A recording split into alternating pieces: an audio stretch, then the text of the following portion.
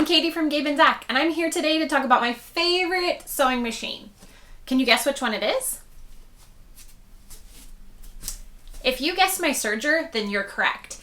I'm going to go through some of my favorite tips and techniques for using a serger, not just for a regular stitch. So let's get started.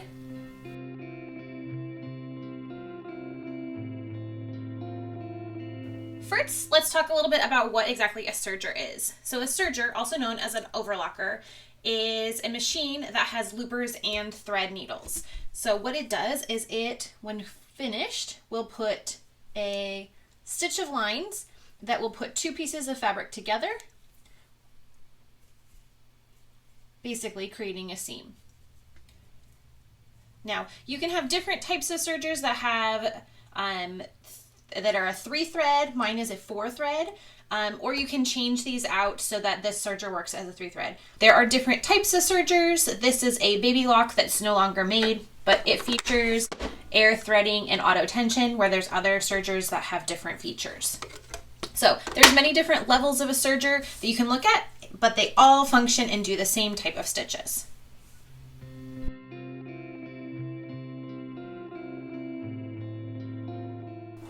When I figured out how to do this on my serger, it was like an unlock on my sewing world. It was game changing for me. So what could it possibly be? Drum roll, please. It's gathering with your serger. Now, I know there are so many different ways to gather fabric, but this is my all-time favorite. It's going to stitch much quicker than putting 2 or 3 lines on your sewing machine or using elastic. It's my go-to. So let's walk through how to do that so that you can gather, add those skirts to anything you want, make a gathered forte, your heart's content. It's a pretty fun and easy technique. So we're going to take this 24-inch long strip of rib knit and gather it with the serger. So there's other techniques on how to gather, and Katie has a blog post online about how to gather with a serger, but I figured that a visual representation might be helpful as well. So the first thing we're going to do is change our stitch length to the largest it goes. In my case, that's a 4. The next thing we're going to do is we're going to change our differential feed up to 2. Okay? And then other than that, we're good to go. All we'll do is we'll load the fabric under the presser foot and stitch along here first, making sure you do want a little bit of a tail at the beginning. This will help you for the next step.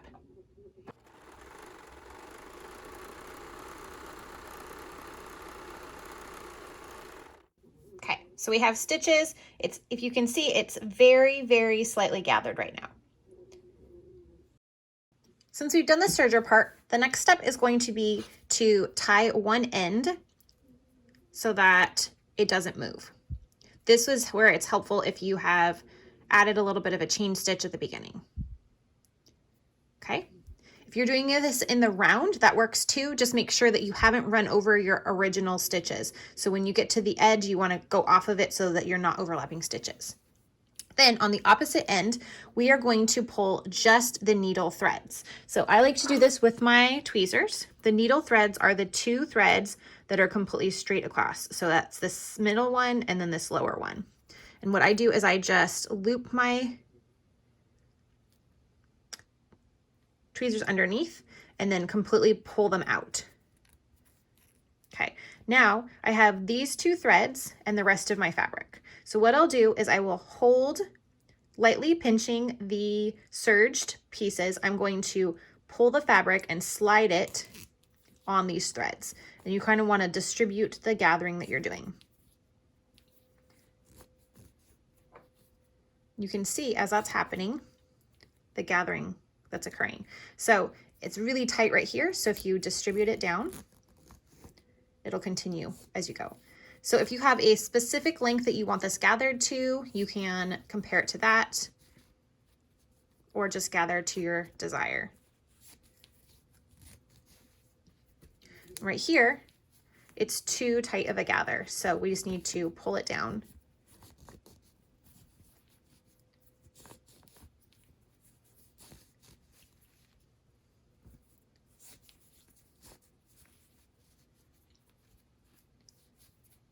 Depending on what your desired density is, this is how you gather. Then you can stitch right over these serge threads to attach it to your garment. A rolled hem is a great technique for finishing off your hems on a woven pattern, such as Harmony or Rhapsody. While this can be done on a sewing machine, it also works on a serger.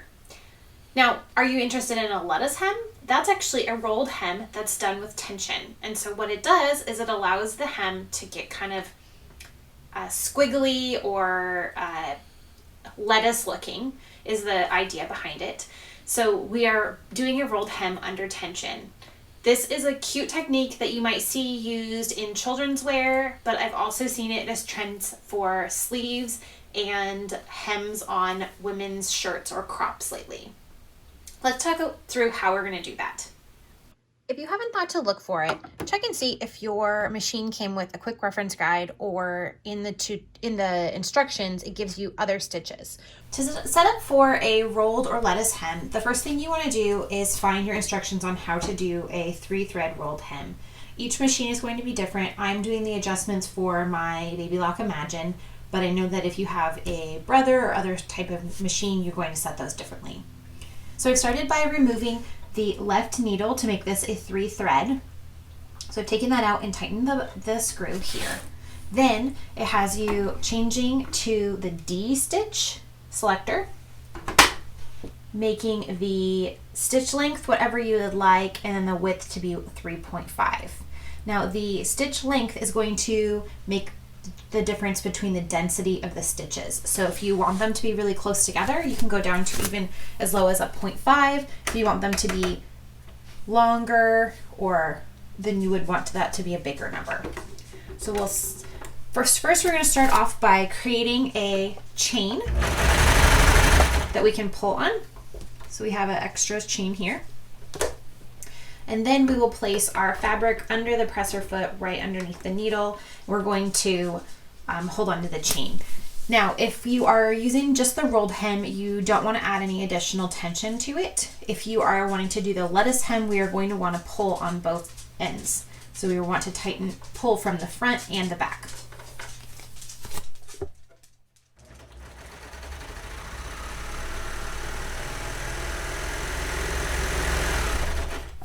For the lettuce hem, the tighter you pull, the more of a curled lettuce look you'll have.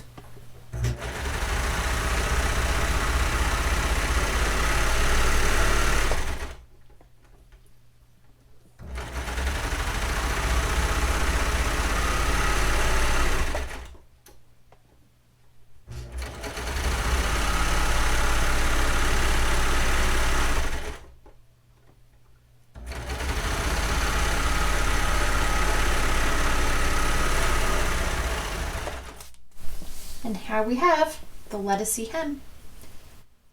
Okay, let's talk about a unique stitch that the serger can do that I don't know that I see used very often, and that is a flatlock stitch. This is a stitch where there is a ladder of stitch, stitch, stitch, stitch on one side and loops on the other. But what's unique about it is that when you pull these apart, it creates the ladder on the front side, and on the opposite side, it's flattened those loops so that your seam is really flat against your skin or outward. Now, either of these can be the main side, and we'll walk through how to do that each way. This is my favorite use for athletic wear or something like the Resolutions pattern, where you can use it for leggings or joggers. Let's get started. Let's talk about a flatlock stitch. So I have, again, my quick reference guide for my machine. I prefer a 2-thread flatlock on my machine versus a 3-thread. I feel like it gets a flatter stitch for me. So what a flatlock is on one side it is a ladder stitch, and on the other side it is a looper stitch, which is flat against the seam. I prefer this on leggings and joggers because it flattens out the seam for me. As well as I do prefer this stitch with an athletic fabric, as you are going to tug the fabric apart to get the flattening look. So what we need to do is first start with removing the right needle, so we only have the left, which I've done that here. The next thing what we'll do is change the stitch selection to an A. Then over here, we will update the stitch length to be between a 2 and a 2.5. And our stitch width will be up to a 7.5. The last thing we do need to do, since we have already, we've also making this a 2 thread, we've removed the thread from the upper looper. And so now we need to actually disengage the upper looper. So if we look, there is actually this little clip on my machine. It's like kind of like a hook. And what we do is underneath it, you just pull it around and it will hook into the place of the upper looper hole. So it basically tricks the machine to think that that's in use. This is necessary for it to be running. Now check your manual if you have a different type of machine other than the Babylock Imagine, because it might have you do something different. So now what we'll do is we'll put our fabric. So I prefer the ladder stitch on the outside. You can have a different preference. So if you want the ladder stitch on the outside, you need that to be right sides together. If you prefer for the looper stitch or to be on the outside, you need to have wrong sides together. And then we will stitch.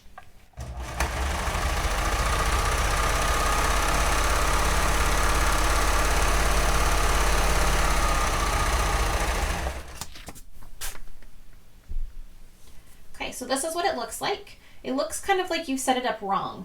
If you notice, the loopers are definitely on this side. This is the other side of it. Now, if you look on the inside, it looks like it's just a regular stitch that's on a serger. But what we're going to do is from this is my right side, we are going to start by pulling it apart. You have to tug pretty well. That is on the back side, pulling this around, and it's flattening out the back seam. So we go all the way down. This is what the ladder stitch looks like on the main side. And then on the back side, this is what the flatlock stitch looks like. So it's a flatter stitch.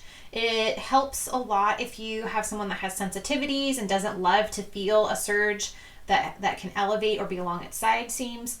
And so this will be what you'll see on the main side.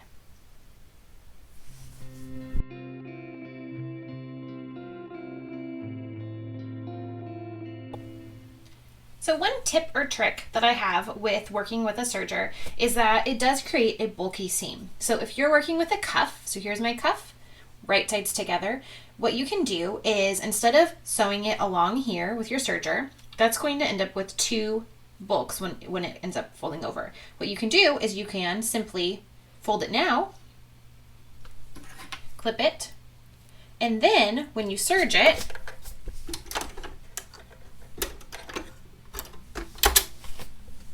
it'll have less bulk.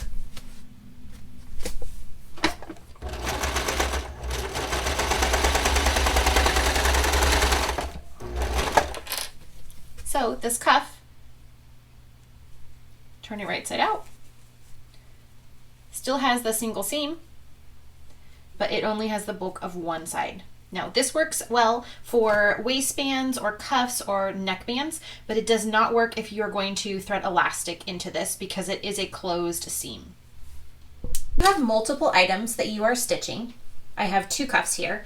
Rather than stitching, stopping, cutting the seams, just chain stitch. So what that looks like is you start by stitching the first one. And then rather than taking it off, you just line the next one up.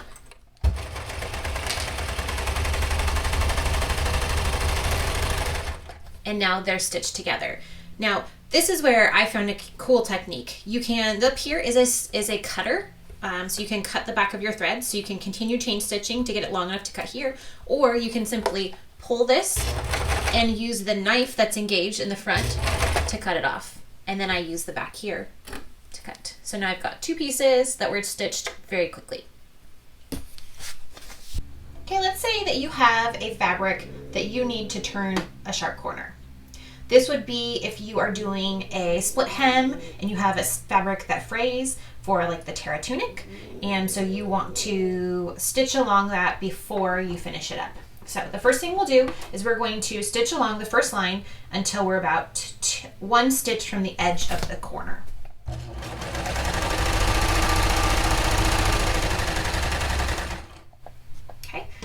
we've stopped with the needles down. We want to manually turn the hand crank until the needles are in the upright position. Release the presser foot, and then we're going to pull the front threads. I use tweezers, just the needle threads, forward a tiny bit.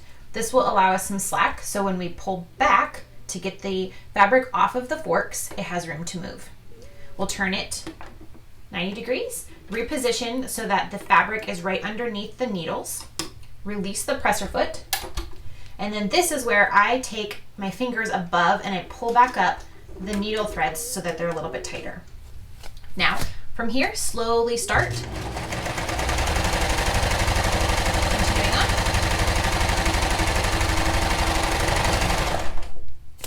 And this is what your corner will look like.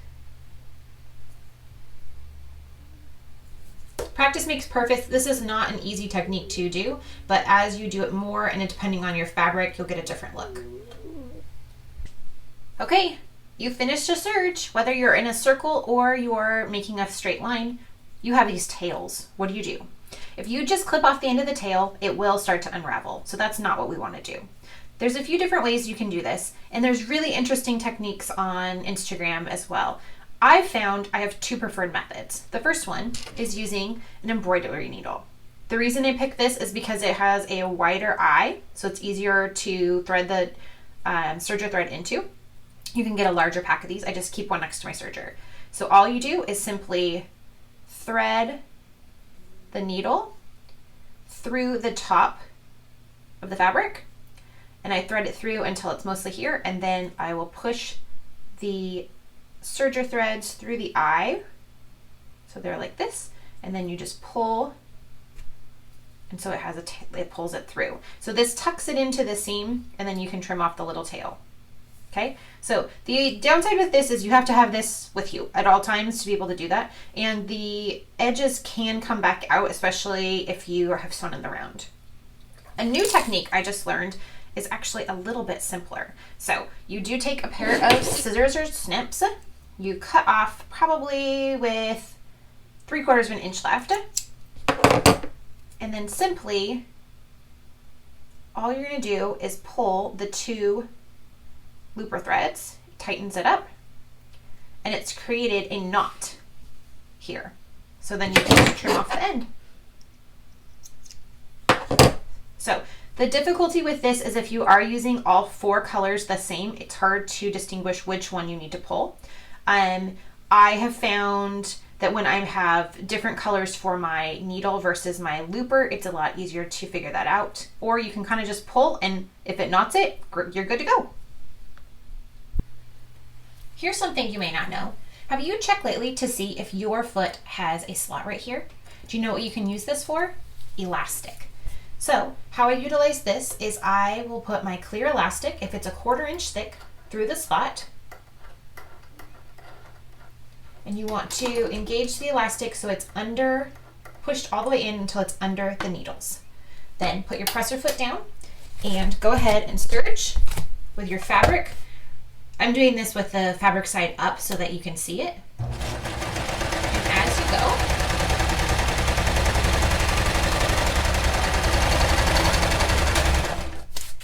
your elastic will be attached. So the clear elastic is attached with the serge right as you do this. This is very helpful if you are using it to support a layer, add it to your stability for your shoulder seams, or if you are working with underwear or swimwear patterns.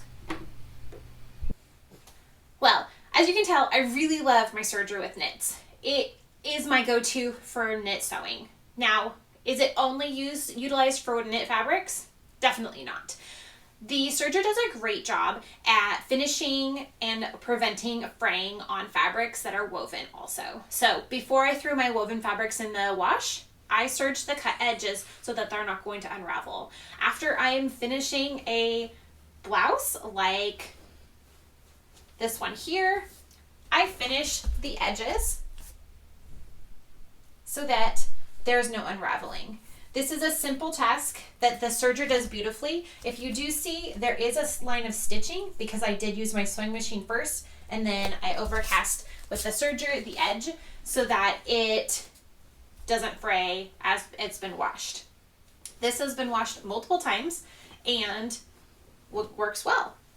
So your serger's not just for knits, it can be used for woven as well, but it's also not just for putting stuff together. You can definitely utilize it for so many different ways. I hope that there were some tips, tricks, and techniques that you might have learned something from. If you have any others, please feel free to leave a comment below because we'd love to learn more techniques with our machines. I appreciate you taking the time to follow this. And if you have any more questions, feel free to reach out to me at Gib and Zach on Instagram. Have a great day!